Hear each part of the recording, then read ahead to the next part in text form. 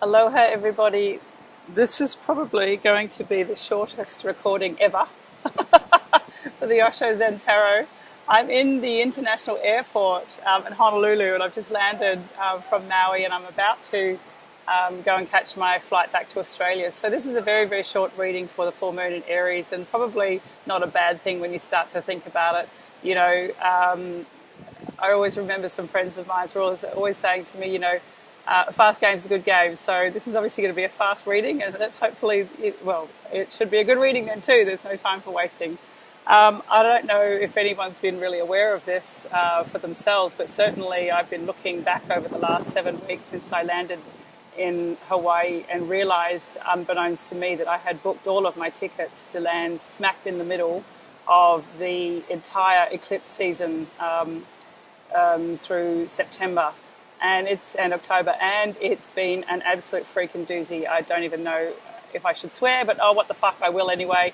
It's been really, really massive, and nothing's been sacred. Everything's been ripped up, turned around, turned upside down, pulled apart, and I'm back in Australia in the next 10 hours, and by then I think I'll start to understand more and more. But in the meantime, everything's been pulled apart completely, and I'm readdressing a whole pile of things around what I thought was solid and obviously needed to be looked at, because it was my thoughts that made it solid, not necessarily whether or not it was truly solid on the outside. So today's card is going with the flow. That's actually quite amusing from my perspective. There is nowhere else to go except exactly with the flow of the river. If you fight it, you're in pain, and there is no point in doing that. So trusting that you'll be taken exactly where you need to be, and I think that's it. Trust that you're going to be taken exactly where you need to go. If you fight it, as I said, it's more painful. You end up pushing harder against things or trying to hold on to things that aren't going to be able to be held on to.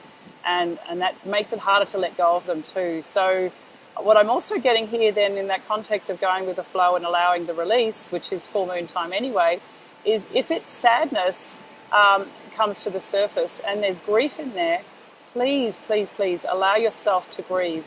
That's what has been happening for me. I've been grieving an idea, grieving a dream, grieving a belief I had in place, and it couldn't be sustained. The proof was in the pudding of my experiences every day.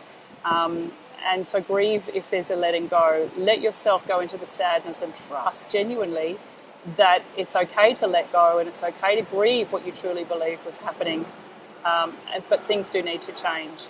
So I'm going to say goodbye, say thank you so much, everybody, and I'll see you. I cut myself a little bit short. I was overzealous with the stop button, but I just wanted to say see you in a couple of weeks in time for the Scorpio new moon, which is coming up in approximately 2 weeks' time. Thank you, everybody.